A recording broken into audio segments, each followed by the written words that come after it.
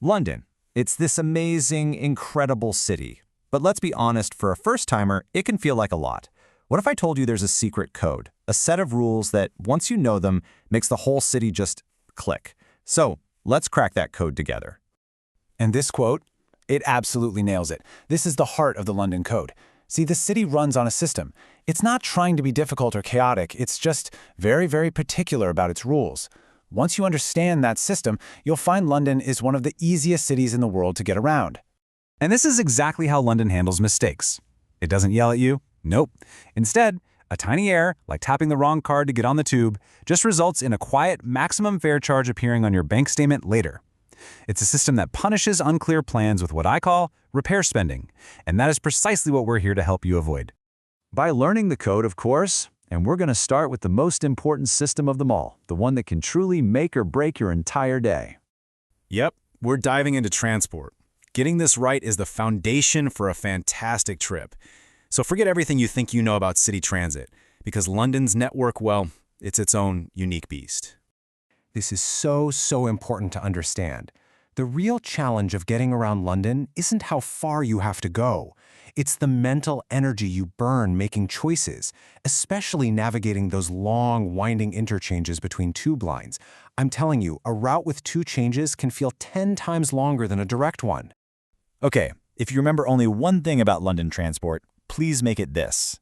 To get the benefit of the daily and weekly price caps, which you absolutely want, you must use the exact same payment method every single time you tap. To the system, your phone, your watch, and your physical credit card are 3 totally different people. So the rule is simple. Pick one for your trip and stick with it. Seriously. Now, let's build on that. The secret to not getting overcharged comes down to 2 golden rules. On any train, that means the tube or the overground, you have to tap in at the start and you have to tap out at the end, even if the gates are wide open. On buses or trams, you only tap when you get on. Do not tap when you get off. That's it. Get this right and you're golden. All right, now let me tell you about your secret weapon for getting around London, the humble red bus. This single fare, just £1.75, is unbelievably powerful because it unlocks a brilliant feature. And here's why it's a game changer. When you are exhausted and the thought of one more crowded tube station feels like a total nightmare, the bus becomes your recovery mode. For that single fare, you can take as many bus trips as you want within a 1-hour window. It's not the slow option, it's the smart, sane, and calm option. Okay, so you've mastered movement. Fantastic. Now for part 2 of the code, how to act like you've been here before. These are the unwritten social rules that keep the whole city flowing smoothly. Ah, the queue. It is not just the line, people. It is a concept that is deeply embedded in the national psyche. It's all about fairness and order. Whether you're at a bus stop, in a shop, or at a ticket machine, you find the end of the line and you join it. Jumping the queue is the ultimate social blunder. This is so true. It's like the queue exists even when no one is there. You will literally hear someone walk up to a person standing vaguely near a counter and ask, "Excuse me, are you in the queue?" It's a fundamental part of the city's operating system. Okay, now for the rule you will see in action on every single escalator in the tube. And trust me, this one is non-negotiable. If you want to stand still and ride the escalator up, you absolutely must stand on the right side. So what's the left for? That is the fast lane. It's for people walking up or down. Keeping it clear allows the whole system to flow.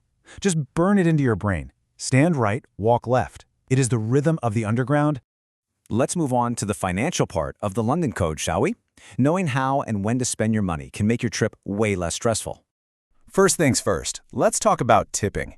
You're going to notice the expectation here is pretty different from the US. A standard tip is smaller, but more importantly, it's often already included in your bill as a service charge. So, the #1 rule is to always check your bill before you pay. So here's a really simple breakdown for you. At restaurants, 10 to 15% is great if that service charge isn't already on there. In a pub just for drinks, no tip is expected at all.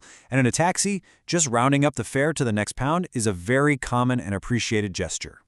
But now for the absolute best money-saving secret in all of London. And you know what? It's not even a secret. It's one of the city's greatest gifts to the world. Just Look at this list. The British Museum, the National Gallery, the Natural History Museum, the Science Museum, the Tate Modern. I mean, these are some of the greatest cultural institutions on the planet. An entry to see their main collections is completely 100% free. You could plan an entire trip just around these and spend days exploring without spending a single penny on admission. And for our final section, just a few simple, common-sense tips to make sure you stay safe and relaxed. London is a very safe city, and honestly, these are just good habits to have anywhere you go. First things first, this is the most important number to know. For any real emergency, whether you need the police, an ambulance, or the fire service, the number is 999. And this is a simple little mental checklist to run through. Most crime that affects visitors is just opportunistic. So a quick check for your phone, making sure your bag is secure, and just keeping valuables out of sight is your best defense against pickpockets. And just one specific thing to be mindful of. Phone snatching has unfortunately become more common. Thieves on scooters or bikes sometimes target people who are distracted while using their phones near a road. So just be aware of your surroundings when you're looking at a map. So there you have it. Movement, social rules, money, and safety.